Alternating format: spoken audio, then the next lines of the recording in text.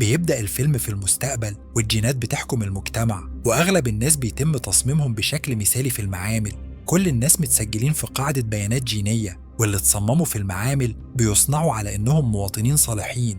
أما اللي اتولدوا بطريقة طبيعية فبيتعرفوا عليهم إنهم مواطنين غير صالحين، لأنهم أكثر عرضة للاضطرابات الجينية من أمراض حقيقية زي الصلع مثلا. التمييز الجيني من الناحية القانونية غير مسموح، لكن أصحاب العمل ما زالوا بيطلبوا اختبارات أو حتى البول واللعاب من على ظرف السيرة الذاتية، واللي بتؤدي في النهاية للتصنيف الجيني. الرجالة الغير صالحين دايما بيتحولوا لوظائف أقل أهمية أو مكانة. وبنروح لشقة واحد اسمه فينسنت، واللي بياخد وقت طويل في الحلاقة والتنظيف لحد ما جسمه يبقى نظيف تماما. بعدين بيحرق أي شعر أو جلد ميت ممكن يكون واقع منه. بعد كده بياخد كيس بول من التلاجة وبيوصله في فخده علشان يعديه كأنه بتاعه. كمان بيحط شوية دم جوه أطراف صناعية وبيثبتها بعناية فائقة على صباعه الحقيقي. بعد كده فنسنت بيروح يشتغل في شركة جاتاكا للفضاء. كل موظف لازم يجرح صباعه يتأكدوا من الهوية علشان يسمحوا له بالدخول، وفنسنت بيسمح للجهاز ياخد الدم من صبعه الصناعي. بعدين بيقعد على مكتبه وبيشتغل على الكمبيوتر. بيشغل خطط طيران فضائي مختلفة كل فترة، وبينظف كل آثار الحمض النووي من لوحة المفاتيح بجهاز صغير. مدير المهمة بيجي وبيظهر احترامه لنظافة فينسنت، وبيأكد له إنه تم اختياره رسمياً علشان ينضم لرحلة القمر تيتان التابع لزحل كمان أسبوع. بعد ما المدير بيمشي، فينسنت بيفتح علبة سرية وبيرش شوية جلد وشعر وضوافر حوالين منطقة الشغل بتاعته، وبيحط شعراية على المشط اللي محتفظ بيه في درج مكتبه. بعد كده فينسنت بيتعرض لاختبار للمواد علشان يتأكدوا إنه نضيف قبل المهمة، وباستخدام الكيس اللي مخبيه بيقدم عينة البول. ولما الدكتور بيحللها على الجهاز النتيجة بتطلع باسم جيروم، وبيظهر إنه مواطن صالح. بعد الشغل فينسنت بيروح يتفرج على طيارة تانية وهي بتغادر الأرض. زميلته في الشغل إيرين بتيجي تهنيه على المهمة، وبتوضح له كمان إنه الموظف الوحيد اللي بيتفرج على كل إطلاق صواريخ كل يوم.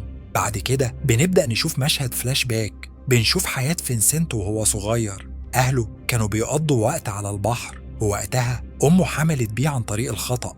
فينسنت اتولد ولادة طبيعية، وده كان نادر جدا في الوقت ده. بمجرد ما الأطباء مسكوه أخدوا منه عينة دم، وقالوا إن عنده فرصة كبيرة للإصابة بأمراض كتير ومنهم الصلع ومشاكل بالقلب.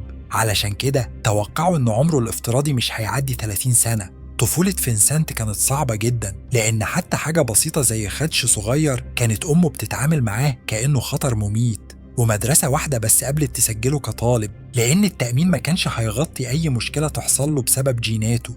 وفي الآخر أهله قرروا يخلفوا طفل تاني، بس المرة دي راحوا معمل جيني علشان يعملوا كل حاجة صح. الطفل التاني اللي اسمه أنطون ما كانش عنده أي مشاكل صحية، وكان مبسوط يقضي وقت مع أخوه. لكن فينسنت كان دايما حاسس إن أهله بيفرقوا في المعاملة، ومن ورا أهلهم الإخوات كانوا بيلعبوا لعبة اسمها الفرخة في البحر. يعني كل واحد يحاول يعوم أبعد مسافة من الشط، واللي يخاف ويرجع الأول هو الخسران. أنطون كان دايما بيكسب فينسنت في اللعبة دي، وده خلى فينسنت يحس بالدونية أكتر وأكتر. وأثناء نمو فينسنت بدأ يهتم بالفضاء وبيحلم إنه يكون رائد فضاء، بس أهله حذروه إن محدش هيوظفه بسبب جيناته. لكنه ما سمعلهمش وعمل كتير من المقابلات، ولخيبة أمله محدش وظفه زي ما كان أهله متوقعين بالظبط. وفي يوم من الأيام راح الإخوات لسباحة تانية، وصدم أنطون المرة دي فينسنت هو اللي هزمه. في الحقيقة أنطون كان بيغرق، وكان لازم فينسنت يرجع ويساعد أنطون التعبان يرجع للشاطئ. ودي كانت آخر مرة يسبحوا فيها مع بعض، لأن بالليل فينسنت ساب أسرته علشان يحقق أحلامه. وفي النهاية حصل فينسنت على وظيفة في جاتاكا كعامل نظافة.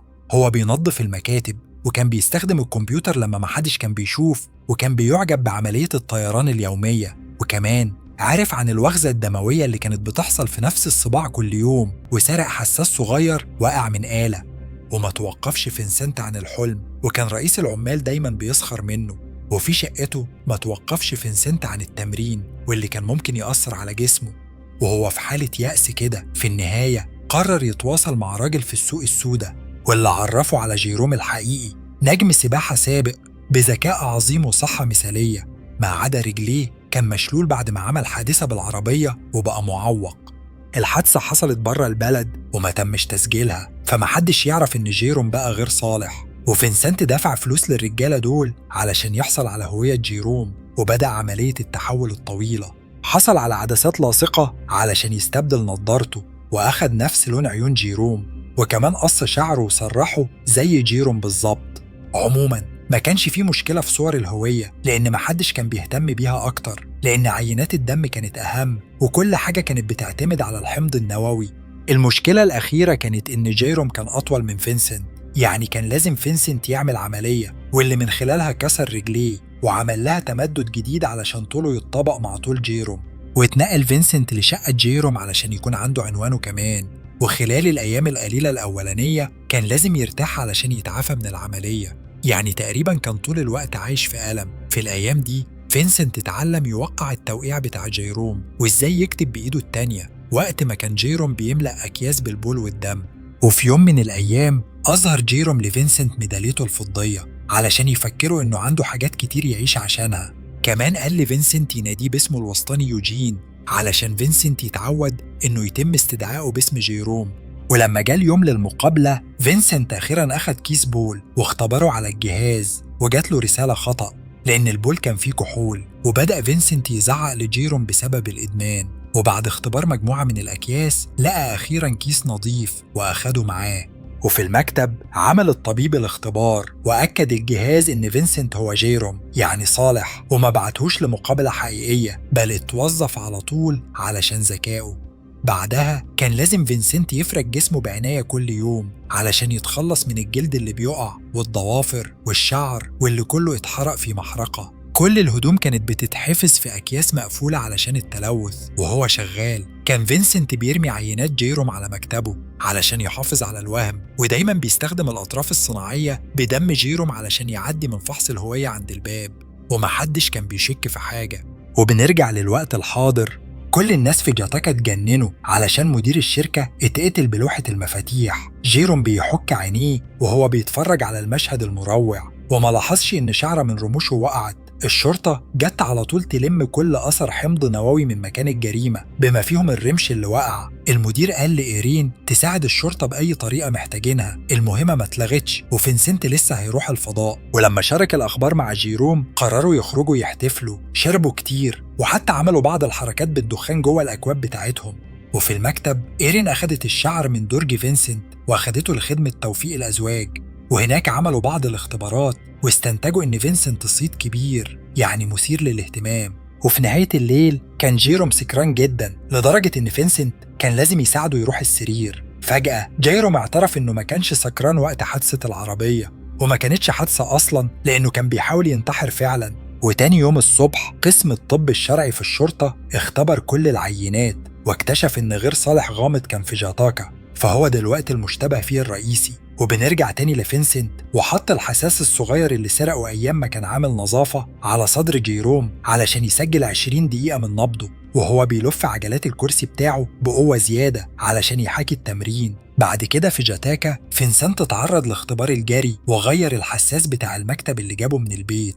وفي نفس الوقت المحققين بيتحققوا من البروفايل بتاع الشخص الغير صالح صاحب الرمشة، واكتشفوا إنه بينتمي لعامل نظافة اختفى من سنين. دخلوا جوه المكتب علشان يسألوا بعض الأسئلة، وفينسنت سمعهم وهم بيتكلموا واللي خلاه يتوتر. وعلشان الأمور تزيد سوء بالنسبة له التسجيل اللي بيدوم 20 دقيقة انتهى بسرعة، وظهر نبض فينسنت الحقيقي واللي كان عالي جدا. هو راح على طول لغرفة الملابس وانهار وهو بيحاول يلقط نفسه. بعد الشغل إيرين قابلت فينسنت واعترفت إنها قرأت تسلسل الحمض النووي بتاعه، واللي طبعا كان بتاع جيروم أصلا. كانت معجبة جدا بإنه مثالي وكانت حاسة إنه أحسن منها بكتير، واعترفت إنها طفلة معمل إلا إنها مريضة بالقلب واحتمال يجيلها فشل في القلب قريب، وده معناه إنه مش هيتسمح لها تنضم للمهمة. لكن فينسنت قال لها إنه مش شايف أي حاجة غلط فيها، فأعطته إيرين خصلة من شعرها وشجعته يختبرها علشان يكتشف عيوبها الجينية. لكن فينسنت رماها وقال لها إنها ضاعت في الهوا. بعد فترة كان فينسنت بيشتغل على الكمبيوتر، وفجأة كل الموظفين لقوا البروفايل بتاع الشخص الغير صالح صاحب الرمش وصنفوه كشخص مطلوب، بس محدش عارفه. لكن فينسنت لسه خايف، ولما رجع البيت قال لجيروم إنه هو المشتبه فيه الرئيسي وبدأ يرمي كل أكياس الدم والبول. جيروم وقفوا على طول وفكروا إنهم مش هيعرفوا مين هو فينسنت ومش هيشكوا فيه إنه غير صالح. وفي الليلة دي قرر فينسنت يخرج علشان هيكون مشبوه لو غير الروتين بتاعه، ولما شاف من الشباك شاف إن إيرين جت تاخده. بعد لحظات فينسنت وإيرين حضروا حفلة بيانو كأول موعد ليهم. بعد الحفلة العازف رمى الجوانتي بتاعه على الجمهور، وعرف فينسنت إنه عنده 12 صباع، وشرحت إيرين إن مفيش مقطوعة موسيقية حلوة كده ممكن تتعزف إلا بالإيدين دي. بس في نفس الوقت الضباط بيجمعوا مجموعة من الغير صالحين من الحي علشان يلاقوا القاتل، لكن طبعا مفيش حمض نووي عندهم يطابق الرمش، فقرروا يتحققوا من كل العمارات اللي حوالين جاتاكا ووصلوا لشقة جيروم، فعملوا له اختبار دم. كمان الضابط استغرب إن شخص عنده إعاقة وقاعد على كرسي يقدر يشتغل في جاتاكا، فجيروم عمل نفسه متضايق وصرخ فيهم وقال له إنه مش عندي إعاقة، هو مصاب بس بسبب التدريب، واتهمه بالتمييز. ولأن الضابط مش عايز مشاكل سابه على طول. وفي جاتاكا بعض الضباط أخدوا كل أكياس الزبالة، وبنرجع لإيرين وفينسنت وهم راجعين البيت لقوا الطريق مقفول بالشرطة علشان بيفتشوا كل الناس في المنطقة. فينسنت شال عدساته على طول وهرب من اختبار اللعاب لما قال لهم إنه كان بيشرب، والشرطة أخدت عينة من الدم بدلها، وأطرافه الصناعية خدعتهم كالعادة زي ما بتخدع طول الوقت. وبعد ما مروا بالفحص قالت إيرين إنها عايزة توري فينسنت حاجة ووقفت العربية. بعد شوية عدت الشارع بسرعة وهي بتتحدى العربيات اللي جاية، لكن فينسنت كان متردد علشان ما يقدرش يشوف كويس من غير العدسات. وبعد تردد كتير جري هو كمان وتفادى الاصطدام. بعدين إيرين أخدته يتفرج على الشروق في مركز الألواح الشمسية واللي بيسبب تأثير جميل للضوء، لكن فينسنت شافه بشكل غير واضح. وهم بيطلعوا لاحظت إيرين إن عيون فينسنت مختلفة شوية، هو قال لها إن ده بسبب الضوء. بعد فترة الضباط اكتشفوا إن كوباية من زبالة المكتب عندها نفس الحمض النووي بتاع الرمش. هم افتكروا إن الشخص الغير صالح ده ممكن يكون بيشتغل متنكر وقتل المدير علشان اكتشف الحقيقة. علشان يتأكدوا أكتر راحوا للشركة وأعلنوا إنهم هياخدوا عينات دم مباشرة من الوريد بدل الأطراف. ولما جا دور فينسنت عمل نفسه إن الطبيب أذاب الإبرة ونط من الكرسي وغير عينة دمه بسرعة بعينة من دم جيروم. الضباط عملوا الاختبارات وما لقوهاش مطابقة، والليلة دي فينسنت وإيرين راحوا على ميعاد جديد، لكن رأسهم الحلو اتقطع بالشرطة واللي بدأت تلم كل حاجة فيها حمض نووي زي المناديل وعقاب السجاير. هما كمان عايزين يختبروا الناس، ففينسنت هرب على طول مع إيرين من الباب الخلفي وشرطي حاول يوقفهم، لكن فينسنت بدأ يضربه على طول لحد ما أغمى عليه. وإيرين خافت وصرخت فيه أنت مجنون، سحبها وهرب معاها من خلال الحواري المظلمة. ولما الشرطة التانية لقت شريكهم على الأرض بدأوا يدوروا على الاتنين اللي هربوا واللي استخبوا في حارة ضلمة. واحد من الضباط صرخ باسم فينسنت وإيرين سألته مين ده، لكن فينسنت توع عليها. وبعد لحظات الاتنين راحوا شقة إيرين، وتاني يوم الصبح لقى فينسنت شعراية على المخدة، فراح الشاطئ بسرعة واستخدم الرمل والصخور علشان يفرك الجلد الزايد من جسمه. ولما رجع سألته إيرين عن الندوب اللي في رجله وقال إنها حادثة بالعربية. وفي نفس الوقت الضباط بيقارنوا بروفايل جيروم اللي هو فينسنت، وقرروا يعملوا اختبارات أكتر ورجعوا للشركة وأخدوا المفاتيح من لوحة مفاتيح فينسنت وهم بيسألوا عنه لسه باسم جيروم. إيرين سمعت الكلام ده وحذرت فينسنت على طول، هي كلمته بطريقة غير مباشرة وعملت نفسها بتكلم حد تاني، ففينسنت فهم إنها بتحذره وساب المبنى. إيرين قالت للضابط إن فينسنت راح البيت علشان كان مريض، وده ما وقفش الضابط واللي طلب من إيرين توديه لبيت جيروم. في نفس الوقت فينسنت كلم جيروم وقال له يعمل نفسه إنه هو علشان الشرطة جاية. كان لازم جيروم يسيب الكرسي ويطلع على السلم للدور اللي فوق وهو بيجر رجليه ببطء، وأخد وقت طويل جدا، لكنه في الآخر وصل للجرس في الوقت المناسب علشان يسمح لإيرين والضباط يدخلوا. بعدين جر جسمه للكرسي وظبط رجليه كده علشان تبان إنها طبيعية. ولما الاتنين دخلوا جيروم لعب نفس دور فينسنت وطلب من إيرين ياخد منها بوسة، واللي ادت له على طول علشان تحافظ على الكذبة. والضابط أخد عينة دم وانزعج جدا لما شاف إن ده فعلا جيروم. بعدين حاول ينزل تحت للمعمل واللي كان هناك فينسنت مستخبي، لكن في اللحظة دي جاله مكالمة من شريكه وبيقول له إنهم خلاص مسكوا القاتل، فالضابط مشي على طول. بعد كده فينسنت طلع وإيرين شافته جنب جيروم وهم بينادوا بعض بنفس الاسم، وخافت وزعلت في نفس الوقت وهربت بسرعة، لكن فينسنت لحقها وشرح لها وضعه بالضبط وأقسم إنه ما قتلش حد. إيرين برضه لسه خايفة وسابته. وفي مركز الشرطة اكتشفوا إن لعاب المدير موجود في عين الضحية، يعني المدير كان تف على الضحية. طلع إن المدير هدد إنه هيلغي مهمة الفضاء.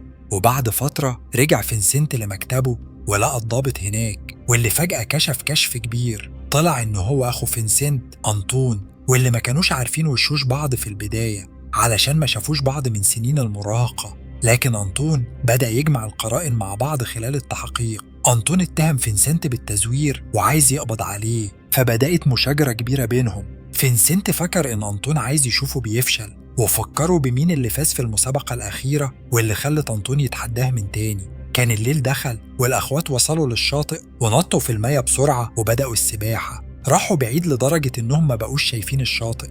أنطون قال إنهم عدوا حدودهم، لكن فينسنت قال له يا جبان فكمل. لكن أنطون بدأ يحس بالتعب وشاور له تاني، ففينسنت كشف له إزاي بيعمل كده وقال له إنه ما بيحتفظش بأي طاقة للرجوع. أنطون المحبط بعد ما فهم إن ده فخ رجع، بس بدأ يغرق. فينسنت رجع كمان ومسكه علشان يسبح للشاطئ. بعد ساعات زار فينسنت إيرين وقدم لها خصلة من شعره، لكن إيرين رمتها وقالت إن الهوا طيرها. وقضوا الليل مع بعض في بيتها كوداع علشان فينسنت هيروح في مهمته لسنة. وتاني يوم الصبح رجع فينسنت لشقته ولقى المعمل متغطي ببلاستيك. كشف جيروم إنه كان بيستعد يعمل أكياس عينات كتير جدا علشان تكفيه لما يرجع، يعني هو مش هيكون موجود لما فينسنت يرجع. ولما سأله فينسنت هتروح فين، ضحك عليه وقال له أنا كمان هسافر. كمان أعطى جيروم لفينسنت كارت وقال له ما تفتحوش لغاية ما تكون في الفضاء. بعدها راح فينسنت لجاتاكا علشان يتجهز للمهمة، وعرفوا الطبيب إن في تغيير في السياسة، فعينة من البول جديدة مطلوبة.